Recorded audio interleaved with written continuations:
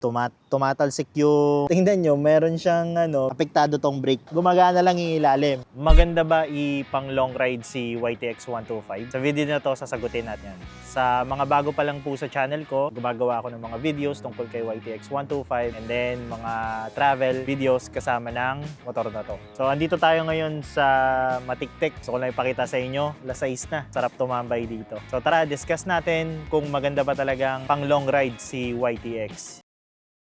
Sa loob ng 4 na taong pagmamayari ng motor na to at pagbiyahe sa mga malalayong lugar ay may mga napansin akong pros and cons. Kaya sa video na to, tutulungan ko kayong mag-decide kung para ba sa inyo ay maganda si YTX 125 pagdating sa long ride. So, ang pag-uusapan natin dito ay yung cons niya. Unang-una yung mga cons niya, and then pag-usapan natin yung pros niya sa long ride, and then sasabihin ko sa inyo yung final conclusion ko kung maganda ba ito pang long ride. So, hindi siya ganun kasimpleng sagutin lang. And disclaimer lang, ako po ay hindi mekaniko, wala akong formal na edukasyon pagdating sa pagmumotor, at lahat po ng sasabihin ko sa inyo ay base lang sa aking naranasan sa loob ng 4 na taong paggamit ng motor ko na to. So, simulan natin yung discussion sa mga cons ni YTX kapag nasa long ride. At ang kauna-unahan dyan sa listahan ay wet drum brake.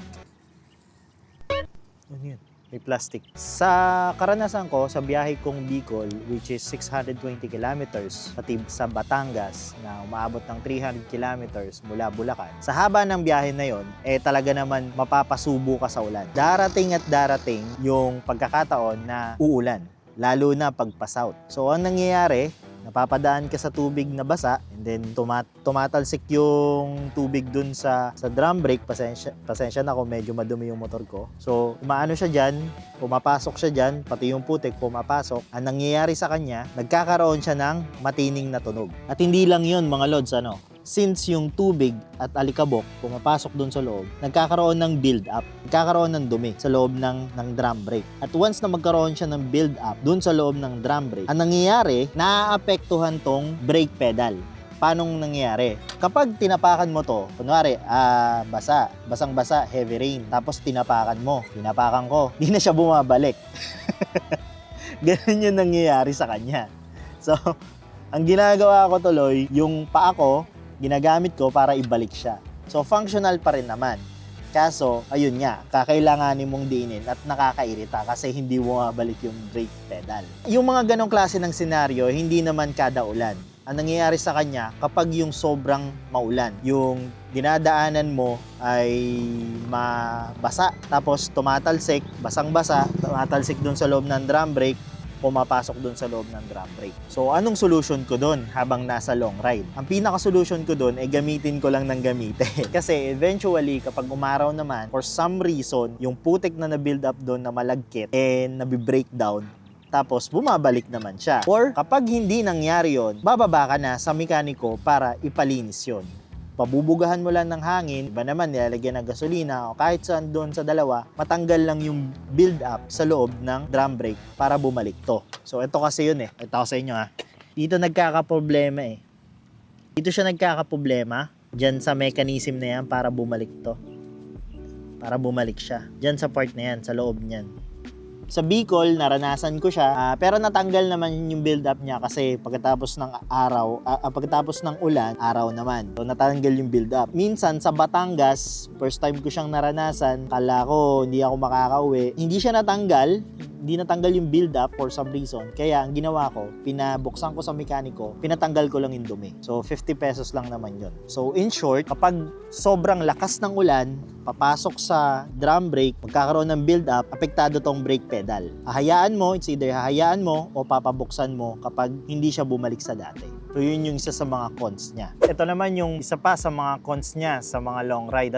Mahalaga naman sa atin yung busina para mapansin tayo sa kalsada. Pero sa haba ng biyahe, itong busina na to, natatagtagang wiring. Pakita ko sa inyo, lapit ko Ito yung wiring niya. Kaya tingnan nyo, meron ako nilagay na ziplock para hindi masyadong gumalaw. Pero gumagalaw pa din.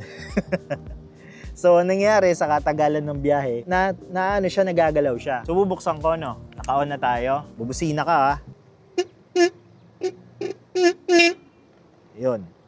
So minsan, kailangan mong pindutin ng maraming beses bago siya gumana. Minsan, kailangan mo yung busina, nakakairita. Kailangan mong magdala lagi ng plies. Meron akong laging dalang plies para ipitin yung itong part na to. Kasi ito lang yung problema eh. Ito yung natatanggal eh. Yung ito nga, ito. Yan. Yung side na yan eh. Yan yung natatanggal eh. So ang gagawin mo sa kanya, ano lang naman eh. Ganyan lang oh. Ipitin mo lang siya.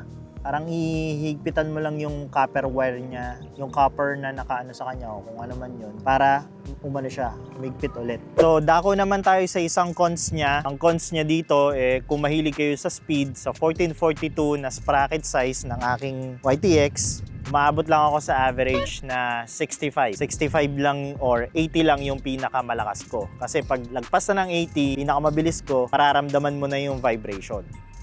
So, sa speed, di mo siya ganun maaasahan. Compare sa mga automatic na 125, mauunahan at mauunahan ka. Ramdam na ramdam ko yung bagal na yan kapag dumadaan ako ng Bataan, o kaya ng Pampanga, o kaya ng Zambales. Kasi ang haba ng mga kalsadang yan eh. Parang aantukin ka na lang eh. So, masanay ka na mauunahan ka. Ganun yung mangyayari. Pwede mo naman siyang pabilisin. 1442 na sprocket size. Kaso, hindi ko siya nire-recommend kasi naka-drum brake lang tayo. Compare kasi sa mga naka-disc brake, ang drum brake, kailangan mo siya ng medyo malaking allowance para maging safe yung biyahe mo. Kasi sa haba ng biyahe, hindi natin alam kung kailan may susulpot. Nire-recommend ko, pagdating sa 1442, hanggang dun lang. Pwede mo pa siyang pabilisin kung yun ang solution sa speed nito. So in short, yung speed, hindi siya ganun kabilis kagaya ng scooter at hindi ko nire-recommend na lumagpas kayo sa 1442 dahil naka-drum brake lang siya. Kailangan nyo ng allowance. So, pinopromote ko lang dito is safety. Pero pwede nyo siyang pabilisin kung gusto nyo. So, isa pa mga lods, ang isa sa mga cons niya ay yung headlight. Yan, mahina talaga yung headlight niya. Though, napundi nga madaling mapundi eh. Kasi lagi naka-on. Kaya parang nag-iisip tuloy ako pa full wave. Ngayon pundi siya, gumagana lang yung ilalim. Pero kapag high beam mo, yan, malakas naman yung high beam niya. So mahina talaga yung headlight niya, lalo na kapag gabi. Mahina yung low beam pero yung high beam, okay naman. So, ang pinaka-solution ko doon is maglagay ng MDL. Yan. So may MDL tayo para kapag hindi mo kabisado yung terrain, madali mong makita. Siyempre, hindi naman always ka needed, hindi naman pwedeng lagi ka naka-high beam kasi ang mangyayari, masisilaw mo yung kasama mo, masisilaw mo yung kasalubong mo, baka mabaril ka sa kalsada. So, in short, mahina yung low beam niya, malakas yung high beam. Ang solution mo doon, maglagay ka ng MDL o kaya ipa-full wave mo para makagamit ka ng LED headlight na mas malakas ang ilaw. So, dako naman tayo dito sa gulong. So, itong gulong ko sa harapan ay tube type pa din. Hindi siya tubeless. So, yun ang default ni YTX. Isa sa mga cons niya is naka-tube type. Delikado siya kapag na-punctured o kapag yung kalsada medyo alanganin. Mapapalatan ka talaga. Nangyari na sa akin yan. So, dapat laging may baon na interior tsaka tools. So, in short, dahil sa tube type siya, kailangan maingat ka. Pwede naman siya pa-convert sa tubeless. Palitan mo lang yung rim or di ko alam kung anong ginagawa nila dun sa Pero yun yung hinahanap ko. So yun yung mahirap sa mga naka-tube type na motor kagaya ni YTX. Prone to flat tire, which is malaking abala sa biyahe. Yun lang naman kapag alanganin yung kalsada. Siguro one time yun, 5 hours ako na delay. Solution, magpa-tubeless ka. O kaya naman, ingat ka na lang sa biyahe. Ang flat tire, hindi natin alam kung kailan mangyayari. So, yun yung isa sa mga cons niya. Ayan na, maggagabi na. So, pagdating sa cons, yun lang naman yung mga naiisip ko na medyo alanganin talaga kay YTX kapag sinabak mo na siya sa long ride. Yun yung mga kailangan kong i-keep in mind kapag nasa biyahe. So, tara, since nakuha na natin kung ano yung mga cons, pag-usapan naman natin kung ano yung mga pros niya sa biyahe. So, sa unang-una sa listahan natin ay ito. Itong upuan niya mga lods. Compare sa scooter, compare sa ibang klase ng type ng upuan, sobrang komportable nitong YTX. Pati kahit kay OBR ko, sobrang komportable. May mga kaibigan ako na naka-scooter tapos naglo-long ride. Sumasakit yung private part nila. For some reason kasi yung form ng foam, kapag natatagtag, tumatama, nakakangawit daw. So dito, kaya kong magstay sa upuan na to ng 2 oras. Ganun katagal. 2 oras. Likod lang yung sumasakit ko, hindi puwet. Hindi katulad sa mga payat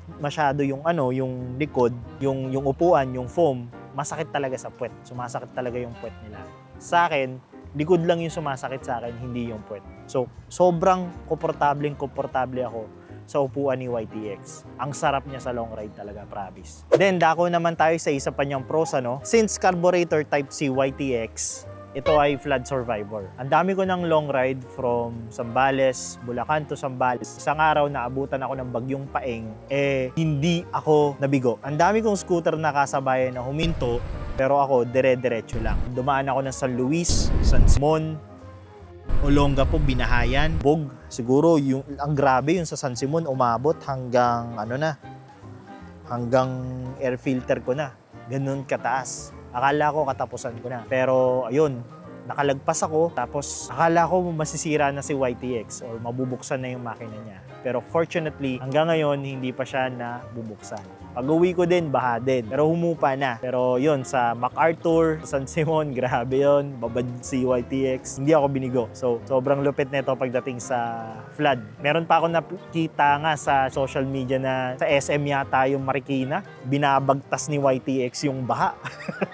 Tapos binibidyohan lang siya. So yun, personal experience. Malupit to sa baha, itong motor na to. So, next naman natin, susunod naman natin ay itong carrier niya. Sorry kung wala nang ilaw. Itong carrier niya ay bukod sa nalagyan ko siya ng top box, gustong-gusto ko tong type ng carrier, itong likod, itong bakal na to. Yan. Kasi kung ano-ano yung mga bagay na sinasabitan ko dito sa bakal na to. Nakikita pa ba? Nakikita nyo, boom. Ayan, kita na? Medyo mas malakas na ilaw ko. Ayan, joke lang. Madilim na kasi kaya nag-shoot ako kinabukasan. Anyway, sinasabi ko nga, itong carrier na to, ito yung isa sa mga gusto ko dahil sa marami akong option para isabit din yung cargo ko. Hindi dito sa mismong carrier, kundi dito sa ng upuan ko. So, pwede ko siyang sabitan dito. Yan, to sa baba, marami akong option. Then, basta dito ko lang ilalagay yung cargo ko, Kasi pag dito kasi mga nasa 8 kilograms lang siya. Hindi ko na nilalampas more than 10 or more than 15 kasi sigurado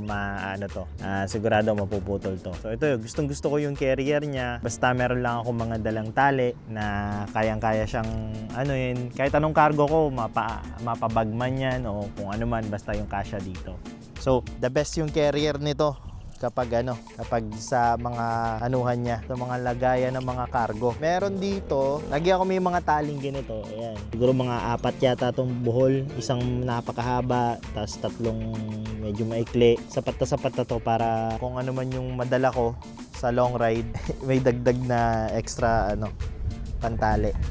So, the best si YTX pagdating sa carrier kasi marami kang option, marami kang pwedeng bulbul. Tapos, ang isa sa mga the best dito kay YTX is sa pagiging simple mechanics niya.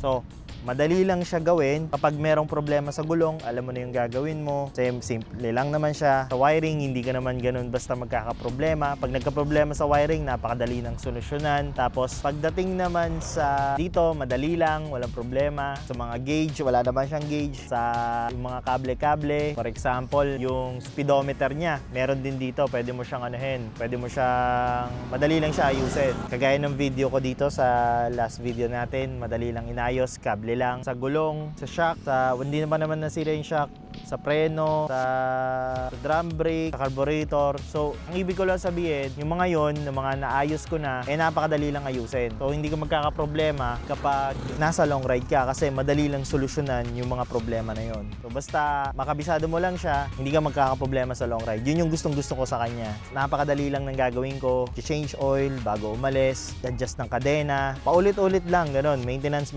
lang, paulit-ulit lang, wala ka nang problemahin. So yun yung gusto ko sa kanya pagdating sa long ride. Hindi ako nag-aalala na masiraan kasi hanggat may mekaniko, hanggat dumating yung mga problema na yon, napakasimple lang ayusin. So idagdag ko na din hindi ko alam, para sa akin kasi no offense to automatic mas maganda din pa rin talaga ang automatic. Pero pagdating kasi sa laro, mas naboboring kasi ako kapag puro piga-piga lang. Minsan, nakakadagdag sa experience yung naglalaro ka sa clutch. Kasi mafe-feel mo yung bukod sa, sabihin natin may kasamang banking, pero nakaka-enhance ng experience yung clutch play. Parang kada kontrolado mo, kinokontrol mo yung pagbawas, pagdagdag. So para sa akin, nakakadagdag yun sa driving experience mo dun sa lugar. Hindi siya yung basta piga ka lang, banking dito, banking doon. Malaking factor sa akin na may clutch play sa kalsada. So ayun, nakakadagdag talaga siya ng experience. Para sa akin lang naman, hindi ko sinasabi na mas better yung experience sa lahat. So may kanya-kanya tayo ng preference. May mga gusto na makarating lang, so okay na okay sa kanila yung automatic. And sa katulad ko na tao na gusto ko may mga konting kung ano-ano. So okay na okay sa akin to si YTX. Ayun, ang init, nasusunog na ako dito. So final conclusion natin, Final conclusion kung maganda ba talaga si YTX 125 pagdating sa long ride. Ang sagot ko ay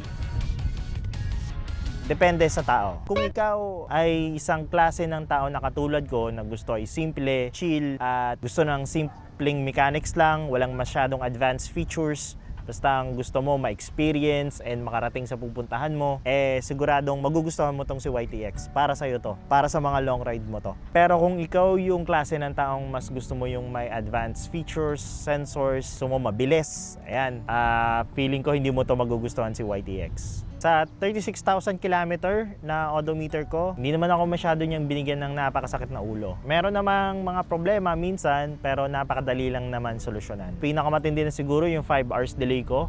Last video natin sa Bicol Ride, check nyo na lang yung magpa-pop up dyan. So 5 hours ako na stranded dahil sa naplatan siya. Yun ang problema sa naka-tube lang. Hindi siya tubeless. So, yun lang naman. Hindi naman niya ako binigyan ng sakit ng ulo pagdating sa long ride. Sa mga long ride, lagi ako nakakarating. The best si YTX pagdating sa mga akyatan, mas mauunahan ko yung mga scooter. Pero yung mga kalsada na dire-diretso, chill ka lang dyan. Kasi mauunahan ka ng mga naka-automatic. Ayan. Pwede mong pabilisin pero hindi ko nire-recommend. So yun lang naman, sa mga baguhan dyan, sa mga veterano, comment lang po kayo sa baba kung ano po yung mga nagustuhan nyo kay YTX o kung ano man yung mga naayawan nyo. Kasi yung mga nanonood dito is nagde-decide kung gusto ba nila si YTX 125 o hindi. Ayan, tulungan po natin sila. Ayan, sana nakatulong ako sa inyo. Like and subscribe po kayo sa video na to kung nakatulong ako sa inyo. Sali po kayo sa mga Facebook group. Sa mga nagdadalawang isip pa kung bibili ba kayo ng motor na to, pwede naman kayo sumali sa mga Facebook group. Magtanong-tanong kayo doon. Yun din ang mga nakakatulong sa akin. Ito nga pala, binabati ko si Raymark Bergula. Maraming salamat sa pagpalit ng schedule sa trabaho natin at nakapag-exam ako. Pasado ako, and thank you very much sa iyong sakripisyo. Ayan, shoutout sa iyo, Raymark, sa aking katrabaho. Sa mga nagko-comment po dyan na nagpapa-shoutout, sama ko po kayo sa mga next videos natin. And ayun, comment lang po kayo sa baba, sasagutin ko as long as possible and sa abot ng aking makakaya. Mga ka-YTX, kita-kita po tayo sa next long ride natin. Budget Biyahero, peace out!